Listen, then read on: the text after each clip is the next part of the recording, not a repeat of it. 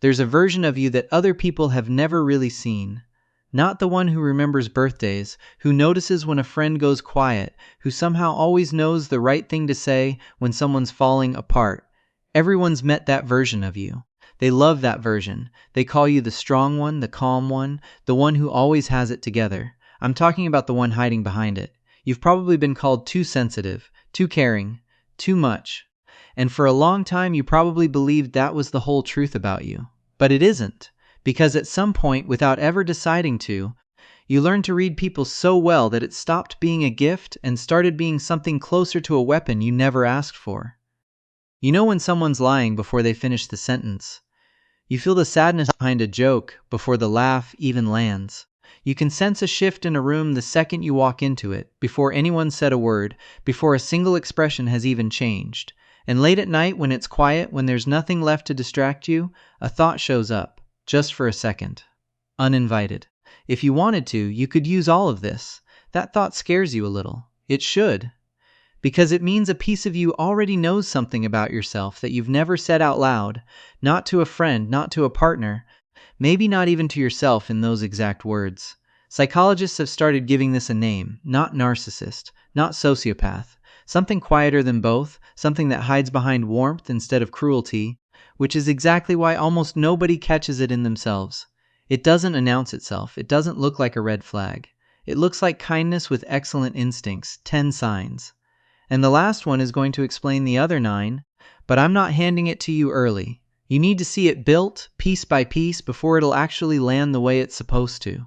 Here's the first one, and it's probably the sign that confuses people about you the most. You feel things intensely. Someone's pain lands in your chest like it's yours. Their joy does something to you too, some quiet lift you don't always show on your face. But when it counts, you can pull back from all of that with a steadiness most people don't have. You can care deeply and stay composed in the same breath, holding both at once without either one canceling the other out. People read that as strength. Some read it as coldness. What they miss is the wall behind it. You didn't raise that wall to keep anyone out. You raised it so you'd have somewhere to stand when everything around you got loud. Keep that in mind. It matters more later than it seems right now. The second sign is quieter. When someone talks to you, you're not just hearing the words. You're clocking their hands, their breathing, the pause right before the sentence they almost didn't say. You notice the half-second delay before a smile, the way someone's shoulders drop when they think no one's watching. Back in your history, reading people accurately wasn't optional. Maybe it was a parent whose mood could flip without warning, and getting it wrong meant walking into a version of the day you weren't prepared for. Maybe it was a house where silence meant something was wrong, not that things were fine.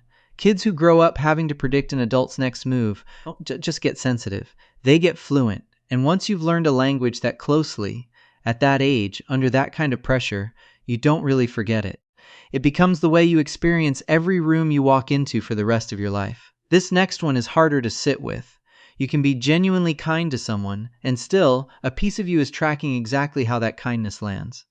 Whether it's building trust, whether it's making you safer in that relationship, whether it's buying you a little more room to breathe, that's different from manipulating someone to hurt them. It's sadder than that, honestly. It's what happens when a child learns early that love wasn't just given. It had to be earned, managed, sometimes performed on cue. If affection growing up depended on your mood, your behavior, how well you read a room and adjusted yourself to it, then a piece of you built an internal calculator, running quietly in the background of every interaction since. Not for power over anyone, for a way to stay safe in rooms that used to feel unpredictable. Most people never catch that one. We'll circle back to it. You also form connections fast. People feel unusually understood by you within minutes of meeting you, which is a strange kind of gift to carry, because it makes you magnetic in a way you didn't ask for either. But almost nobody gets all the way in. You'll hold someone's darkest secret for years and never once mention your own. You can be the safest person in someone's life while remaining, in a real sense, out of reach, a door that opens for everyone else but never quite for you. It's not that closeness scares you. It's that closeness used to mean exposure, and exposure used to mean risk. So you found a way to stand near people without fully handing yourself over, close enough to be trusted, far enough to stay protected. It works. It also gets lonely in a way you've probably stopped noticing, the way you stop noticing a low hum after you've lived with it long enough. Then there's this one, small but it adds up. You often know exactly what someone needs to hear to feel okay, and you can say it and mean it, even on days you're not okay yourself. You just got good at calming other people long before anyone taught you how to calm yourself. There's a reason for that, and it isn't coldness. It's exhaustion. Hold on to that word too. You also stopped being surprised by people a while back. Betrayal, jealousy, insecurity wearing confidence like a costume, cruelty dressed up as a joke that everyone else laughs at a beat too late. You catch the pattern before it fully plays out, sometimes before the other person even knows they're heading there. That's not arrogance, even though it can look like it from outside. It's recognition, earned the hard way, usually because something blindsided you once, badly enough that a piece of you decided that would never happen again.